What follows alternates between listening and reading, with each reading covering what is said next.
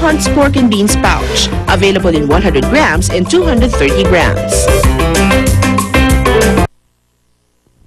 Unang hirit, ang saya-saya. Sa unang hirit, unang hirit, unang hirit. Eto na, bagong taon na, Mare. Orek lang araw na lang. Kaya, naku, naglalabasan ng mga pampaswerte yung mga tao ngayon. Di ba? Ang dami sa merkado ngayon makikita yung pampaswerte talaga. Oh yes, may mga marami dyan na naniniwala. Ano kayo mga preparasyon na ginagawa nila sa pagsalubong ng bagong taon? Para dyan makasama natin si Johnson Chua, Feng Shui expert. Good morning, welcome back. Welcome back.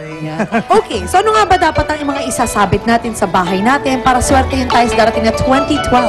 Okay, sa 2012 kasi, ang number one, as mas more on, gusto natin ma-absorb yung good luck natin eh. Okay. And also para to drive away all the mga lumang energy or negative energy.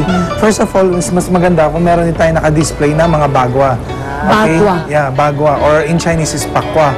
Yun. Something to drive away all the mga negative, yung mga lumang energy natin para to absorb the new energy. Saan ang magandang pwesto ng bagwa? Ang pinaka-the best na position niya dapat nasa main door, outdoor, facing palabas siya. Palabas. Yes. Okay. talaga?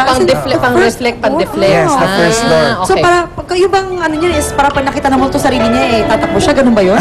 Is that it? Tutusin all the negative energy, lahat. Oo, parang Natatakot they sila see dyan. themselves, natatakot sila. That's how I see, that's new how about it works. Okay, okay. Oo. So, isa lang ang kailangan mo sa Yeah, bahay sa mo. bagwa, yan, isa lang, pwede na siya. Sa main door lang yung pinaka-focus niya. Di ba may Okay. mga sizes yan? Kailangan ba malaki-malaki o pwedeng ganyan kaliit, okay lang? Kung tutusin, depende.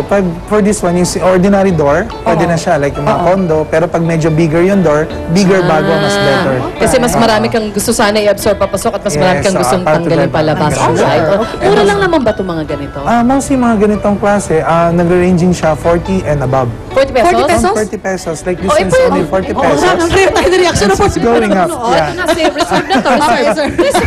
Ito. Yes.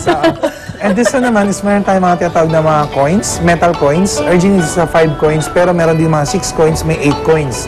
It depends on our intention. Like this 5 coins brings stability. Kaya this next year medyo maganda siya kasi para to make 2012 more stable in terms of money and harmony. Ano ba ibang mga numbers? Pero ba Meron din number 6, more on secures against illness. Merong 8 for money. Also, pang-increase ng sales. Pwede bang lahat na lang isama-sama mo together?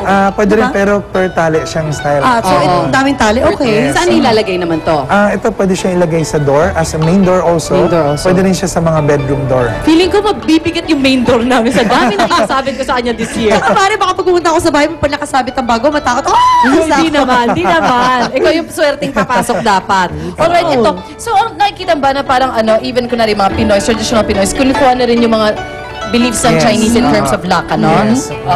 Nag-ano sila, gumagawa na rin sila like yung mga tatawag na rituals para to absorb the good luck energy of every year. Ganun siya. Naaliw ko sa ampaw kasi galit to sa mga tao na sa staff natin dito na hindi naman Yeah. Chinese, pero nakuha na ng mga Pinoy yung ampaw Actually, talaga. oo diba? nga. Or So, the meaning- kailangan nasa kanin siya? Ay, Yeah. bigas pala. I'm sorry. Kasi, kanin talaga eh. Nagutom na Niluto naman. na. Kasi kung tutusin, sa parang preparation natin like in our dining or sala, pero the best place is dining. Kasi sa ating mga Pinoy, most of us, they gather around sa dining table. Yeah. So, ito isang bowl ng bigas. Gaano karami? Depende ba yan sa tutusin- size ng family mo? Yes, depende sa size ng family. Kada The bigger tao, it isang is, much kilo, better. So, is it kunwari one person, 1 cup of rice? Ganyan, would that be a good, Pwedeng ganun kasi. parang Or ganyan? tsaka pwede mo naman siya kasi as a ritual. Kasi as a one-day ritual ka lang eh. You can make it bigger. Tapos yung sako rice na to, na yun, Mari. pwede mo, kunyari, 1 week mo gagamitin. Oh, No sabagay. problem. Pwede naman. Pwede naman kainin. Or pwede Yeah. mo buksan mo lang yung bigas, yung taas i-roll mo lang, tapos lagyan mo na lang pera. Pwede ba yun? Kung tutusin, pwede rin. Pero mas more, natin, na bilog. Mas more bilog siya. sanitary. Mas more sanitary. Huwag ka maglagay ng sako sa ibabaw na lamig. Nasisigot mo pera eh. No? Anong ilalagay mo dyan? Ang purpose nito, bakit tayo naglagay ng ampaw or 50 pesos, it's a meaning na kailangan meron tayong something red flag. Okay. The red flag meaning is you're absorbing the good energy para pumasok dito sa mga bigas na to. So hindi tayo That's pwede our mo ritual. maglagay ng 20, gano'n, 100. Yeah. Yung iba-ibang kulay, wala. Ito talaga ang Mas lucky maganda color. yung Ito mo lucky naka-red color si ng red. Johnson. Yeah, kaya Ikaw, naka-red. close to. Oo. And so far, Pag for birthday mo, 2012, nagre-red ako. Ikaw, Oo, diba? nagpa-black.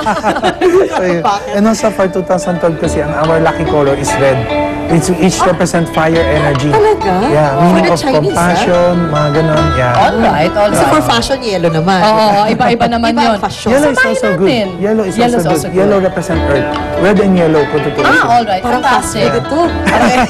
Jollibee. Correct. Anyway, Sorry.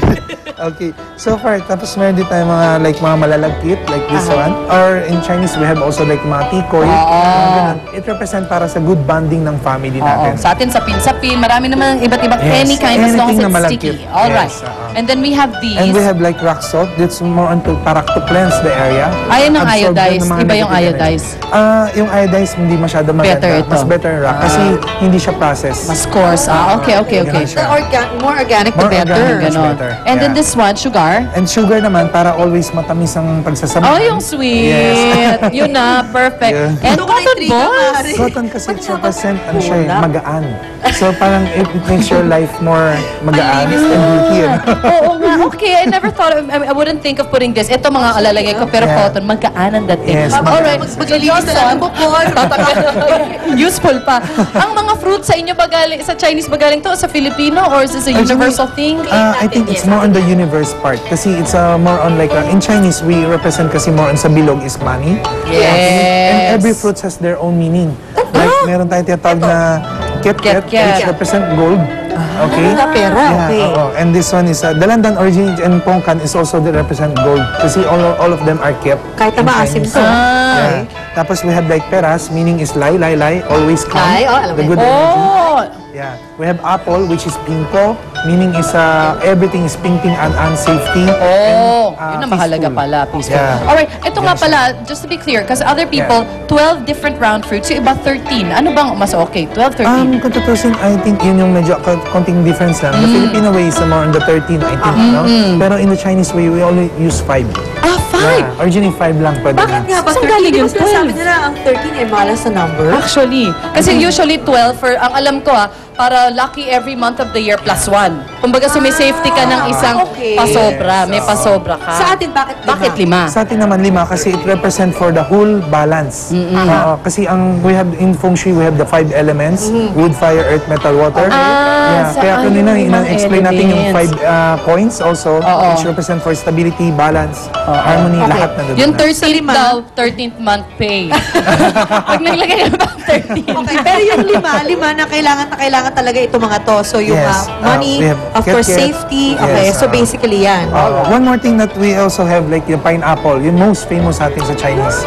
Because pineapple meanings onglay, buenas, lahat dumarating sa'yo. Lai, okay. That's also the same. Naku, dadamihan ko yung Naku, yung mga taga-Tagaytay, masaya. Puro Oo pinya nga, doon. alam nyo yan. Ako, Attorney Gabby, Ano po mga sa nasa inyo? Tagaytay. Save mo Oo ako ng nga. pinya. Thank you so much, Johnson. Maraming salamat. Yan. O yan, ito yung mga suggestion lang namin para ay makatulong. Malay ninyo, di ba? Wala namang masama kung kayo maghanda ng ganyan sa inyong bahay. Malay nyo, maging milyonaryo kayo next Tas pautang year. pautang. Oo nga, Dragon Year. Ito na po mga kapuso. Ito na si Miss Regine! Alright, thank you ladies. Sa aming pagbabalik, muli kong ibibida sa inyo ang mga pumatok na dance hits ngayon 2011. Kaya abangan nyo at sama-sama tayong hahata mamaya. Gising na, stretching! Diyan lang ngayon, babalik ako ng hirit. Cause tomorrow I'm off to Dubai to perform for a princess. But tonight, I can make you my queen and make love to you endless. It's insane. Good morning, mommies. Today, Magnolia will provide